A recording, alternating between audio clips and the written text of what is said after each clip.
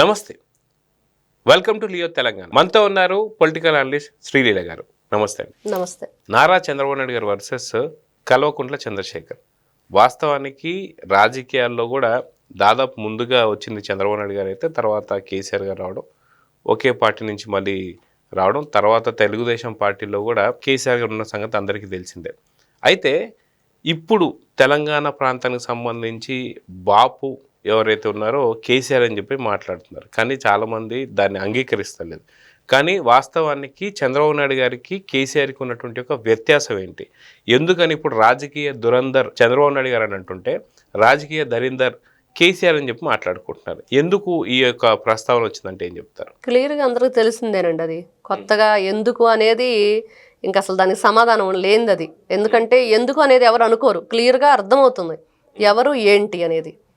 అసలు రెండు తెలుగు రాష్ట్రాలు విడిపోవటానికి కారణం అప్పుడు జరిగిన ఉద్యమాలు, ప్రాణాలు పోగొట్టుకున్న వాళ్ళు, ఆ తర్వాత జరిగిన పరిణామాలు. 10 సంవత్సరాలు అధికారంలో ఉండి కేసీఆర్ ఏం చేశాడు అంటే దోచుకు తిన్నాడు అనేదే వస్తుంది తప్పించి ఎవ్వరికి కూడా తను మంచి చేసింది లేదు అనేది మాత్రం క్లియర్గా అర్థమవుతుంది. మరి నారా చంద్రబాబు నాయుడు గారు రెండు తెలుగు రాష్ట్రాలు కలిసి ఉన్నప్పుడు, ముఖ్యమంత్రిగా చేసినప్పుడు, మరి ఒక హైటెక్ సీఎంగా, సైబరాబాద్ సృష్టికర్తగా ఎంత గొప్పగా అభివృద్ధి అంటే ఏంటో చేసి చూపించారు. ఈ రోజు కూడా అది దినదిన ప్రవర్ధమానంగా జరుగుతూనే ఉంది, ఆగింది లేదు. అది ఒక గొప్ప నాయకుడు మంచి మనసుతోటి మంచి జరగాలి ప్రజలకి అనే ఉద్దేశంతో ఆ పునాది వేసినప్పుడు అది ఎంత గొప్పగా విస్తరించిద్ది అనటానికి అక్కడ నిదర్శనంగా మనకు కనిపిస్తుంది హైదరాబాద్లో. మరి అలాంటిది ఈయన ఏం చేశాడు చెప్పమనండి కేసీఆర్ గారు. ఈ రోజున కేటీఆర్, హరీష్ రావు, కేసీఆర్, కవిత వీళ్ళందరూ కలిసి టీఆర్ఎస్ ఎంతసేపటికి ప్రాంతీయ విభేదాలు, ఎంతసేపటికి వీళ్ళు మాట్లాడే మాటలు కానివ్వండి, చేసిన పనులు కానివ్వండి, మీరు ప్రజాప్రతినిధులుగా ప్రజలకు ఉపయోగపడే విధంగా ఉన్నాయా అంటే లేవనే సమాధానం వస్తుంది. రైతులను మోసం చేశారు. నీళ్ల ప్రాజెక్టుల దగ్గర మనం చూసే వాటర్ ప్రాజెక్టుల దగ్గర ఎన్ని రకాలుగా డ్రామాలు ఆడారు. ఏ విధంగా వీళ్ళు వాళ్ళ రాజకీయాన్ని అడ్డం పెట్టుకొని ఎన్ని రకాలుగా రణరంగాలను సృష్టించారో కూడా మనం చూసాం. ఎందుకు ఈ ప్రాంతీయ విభేదాలను పదే పదే తీసుకొస్తారు అంటే వాళ్ళకి రాజకీయం చేయడం చేతగాక తీసుకొస్తున్నారు. అదే స్టైల్ కదా జగన్మోహన్ రెడ్డిది కూడా. మరి అయితే అదే విధంగా చూసుకుంటే వాస్తవానికి నారా చంద్రబాబు నాయుడు గారికి గతంలో వాజ్పేయి గారు ఉన్నటువంటి టైంలోనే ఆయనకి ఉప ప్రధాని పోస్ట్ వస్తుందని చెప్పి రమ్మనగానే ఆయన లేదు అప్పుడు ఉమ్మడి ఆంధ్రప్రదేశ్కి నాకు ఆంధ్రప్రదేశే ముఖ్యం, నేను ఎక్కడికి రానని చెప్పేసి అనడం కావచ్చు. తర్వాత ఇప్పటికీ కూడా చూసుకుంటే ఇటు నరేంద్ర మోడీ గారు కూడా సెంట్రల్కి పిలుస్తున్నా సరే లేదు నాకు ఇప్పుడు ఉన్నటువంటి ఆంధ్రప్రదేశే ముఖ్యం అని చెప్పేసి అన్నాం. ఇది ఒకవైపు అంటే మన ప్రాంతీయ ప్రజలు కావచ్చు, తెలుగు ప్రజలపైన ఉన్నటువంటి ప్రేమ అనేది ఇప్పటికీ ఆయన తెలంగాణ ఆంధ్ర రెండు విడిపోయినా సరే నాకు రెండు కళ్ళతో సమానం అని చెప్పేసి అంటున్నారు.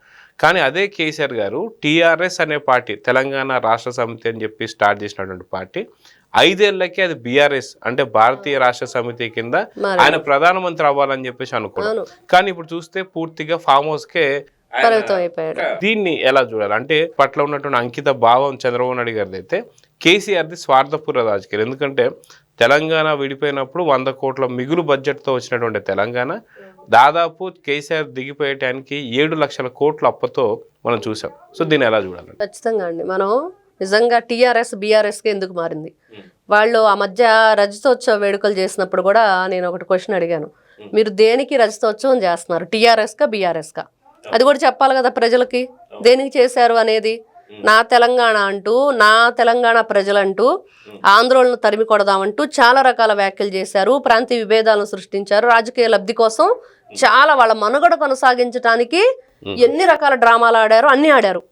దాదాపుగా 600 కార్లు వేసుకుని మహారాష్ట్ర వెళ్ళటం కానివ్వండి, అమరావతిలో సైతం వీళ్ళు ఆఫీస్ ఓపెన్ చేయటం కానివ్వండి, ఒక డ్రామా కాదు. అంటే కారు దేశం అంతా తిరిగిద్ది, దేశంలో కూడా కారు రాజ్యం వెళ్ళిద్దని చెప్పేసి చాలా కలలు కన్నారు. అంటే అవన్నీ కూడా పగటి కలలుగానే మిగిలిపోయినాయా? అంటే ఏదైనా సరే అత్యాశకు పోతే దురాశ దుఃఖానికి చేయటన్నట్లుగా ఈ రోజున దానికి నిదర్శనంగా కేసీఆర్ మనకి కనిపిస్తూ ఉన్నాడు. ఒక లెసన్ అనమాట ఇది. నువ్వు నిజంగా నీ ప్రాంతం మీద అంత ప్రేమే ఉంటే, నీ ప్రజల మీద నీకు అంత అభిమానమే ఉంటే, నువ్వు రాజకీయాల్లోకి వచ్చిందే ప్రజలను ఉద్ధరించడానికి అంటే ప్రజాప్రతినిధిగా నువ్వేంటి, నీ క్యారెక్టర్ నువ్వు సరిగ్గా ఆ రోజున బిల్డ్ చేసుకుని వాళ్ళంతా కూడా డెవలప్ చేసావా లేదా? ఎక్కడా లేదు కదా, క్లియర్గా అర్థమవుతుంది కదా. వాటర్ ప్రాజెక్టుల దగ్గర కూడా జగన్మోహన్ రెడ్డితో కలిసి ఈ రోజున రాలేదేంటండి పోలీసులు అక్కడికి? నేను చూసాం కదా తుంగభద్రకి సంబంధించింది 33 గేట్లది, మరి అప్పుడు రాలేదు పోలీసులు. ఇప్పుడు పోలీసులు ఎవరు రాలేదు, కానీ 3 రాష్ట్రాల ముఖ్యమంత్రులు వచ్చారు.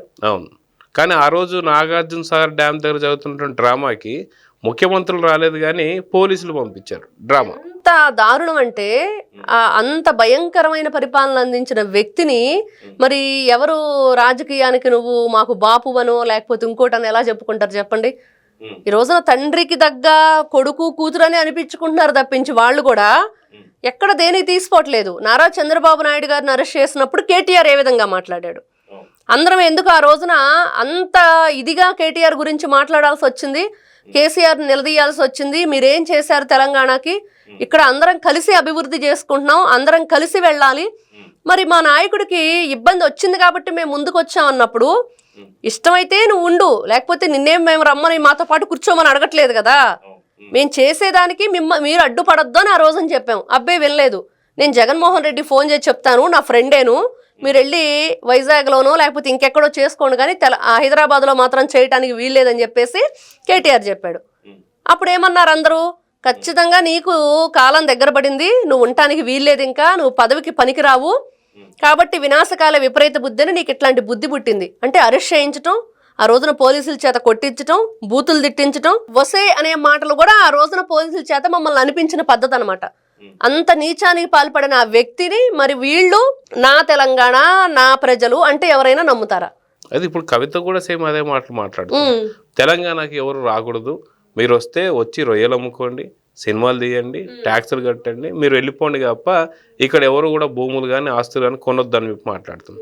అదేవిధంగా చూసుకుంటే ఇప్పటికీ కూడా నిన్న ఇంకొక మాట మాట్లాడింది కల్వకుంట్ల కవిత. ఏంటి అంటే ఏదైతే తెలంగాణకు సంబంధించి ఇక్కడ చాలా మంది ఆంధ్రోళ్ళకి కావచ్చు లేకపోతే నార్త్ ఇండియన్స్ అందరికీ ఉద్యోగాలు ఇస్తారు, అదే ఆ ప్రాంతానికి మా వాళ్ళు పోతే మాకు ఉద్యోగాలు ఇస్తారంటే ఖచ్చితంగా గవర్నమెంట్ ఉద్యోగాలు ప్రాంతీయంగా ఎవరిది వాళ్ళకే ఇస్తారు. తెలంగాణలో ఆంధ్ర వాళ్ళు వచ్చేసి రాస్తే ఇవ్వరు కదా, వాళ్ళకి స్థానికత ఉందా లేదా అని చూసి ఇస్తారు. అదేవిధంగా తెలంగాణలోకి అక్కడ కూడా ఇవ్వరు. కానీ ఐటీ అని కావచ్చు ప్రైవేట్ ఉద్యోగాలు అది వారి ఇష్టం, ఎవరైతే యాజమాన్యాలు ఇష్టం. సో దీన్ని కూడా ఇప్పుడు అంటే గతంలో తండ్రి కేసీఆర్ అయితే ఏది చేశాడో సేమ్ ఇదే విధంగా ఇప్పుడు కూతురు చేస్తుంది. సో ఇలాంటి ప్రాంతీయ రాజకీయాలు ఇంకెన్నాళ్ళు? నిజంగా కేసీఆర్ పిల్లలకు నేర్పించింది ఇదేనా? కానీ అటు చంద్రబాబు నాయుడు గారు చూస్తే లోకేష్ గారు ఎలా చేస్తున్నారు? సో దీన్ని కూడా కంపేర్ చేస్తున్నారు. మీరేం చెప్తారు? ఎన్నాళ్ళు అంటే వాళ్ళకి ప్రజల్ని సరిగ్గా పరిపాలించడం చేత కానంత కాలం వాళ్ళు ఇలానే మనుగడ కొనసాగించాలనుకుంటారు. వాళ్ళ చేతకాంతనమే ఇలా మాట్లాడటానికి కారణం ఒక ఇన్సెక్యూరిటీ ఫీలింగ్ అనమాట. ఆ ఫీలింగ్లో అమ్మో ఇంకేముంది, ఇంకో పార్టీ వస్తే నిజాలు బట్టబయలవుతాయి, వాళ్ళు కరెక్ట్గా ప్రజలను మంచిగా పరిపాలన కొనసాగించారంటే మన మనుగడ మనం కొనసాగించలేం.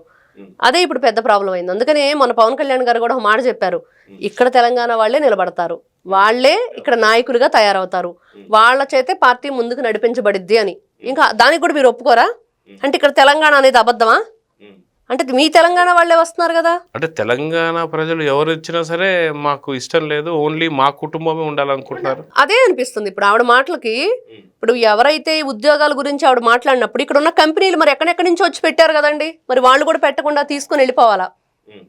వాళ్ళు ఎక్కడో ప్రదేశాల నుంచి వచ్చి ఇక్కడ ఎన్నో రాష్ట్రాల నుంచి వచ్చి ఇక్కడ పెట్టుంటారు.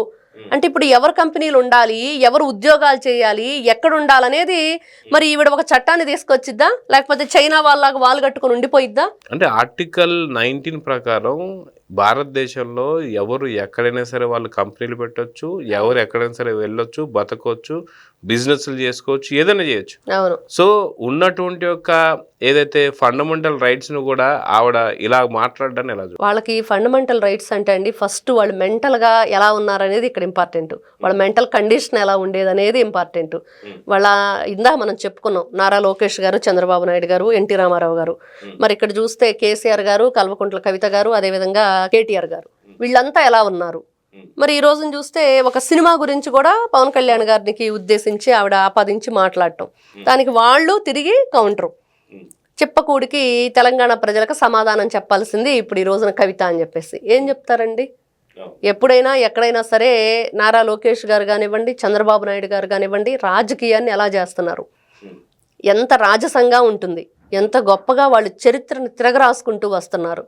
ఎప్పటికప్పుడే 44 వసంతాల తర్వాత కూడా తెలుగుదేశం పార్టీ ఎలా ఉందండి? కోట్లాది మంది ఆదరాభిమానాలతోటి ఎప్పుడు వాళ్ళు ప్రాంతీయ విభేదాలను సృష్టించలేదు. ప్రజల పట్ల వాళ్ళు అభద్రతా భావంగా ఎక్కడా కూడా వాళ్ళని ఉండమని చెప్పలేదు. లేకపోతే మేమే ఉండాలి, ఇంకొకరు వచ్చి పార్టీ పెట్టాలని వీల్లేదని చెప్పేసి మాట్లాడలేదు. ఇవన్నీ కొత్త కొత్త పదాలు వింటున్నప్పుడు ఖచ్చితంగా వాళ్ళ ఇన్సెక్యూరిటీ ఫీలింగ్ అనేది క్లియర్గా అర్థమవుతుంది. వాళ్ళ అభద్రతా భావం వల్ల ఇలా ఉన్నారు కాబట్టి ఇలా మాట్లాడుతున్నారు. ఈ రోజున పవన్ కళ్యాణ్ అంతగా టార్గెట్ చేయాల్సిన అవసరం ఏంటి మీకు? అసలు ఈవిడ పార్టీ ఎందుకు పెట్టిందో చెప్పమనండి. ఫస్ట్ దేనికోసం పెట్టింది పార్టీ? నిజంగా ప్రజల కోసమే పెట్టారా మీరు? ప్రజలకు మంచి చేయటానికే వచ్చారా? మరి చేస్తే చెయ్యండి.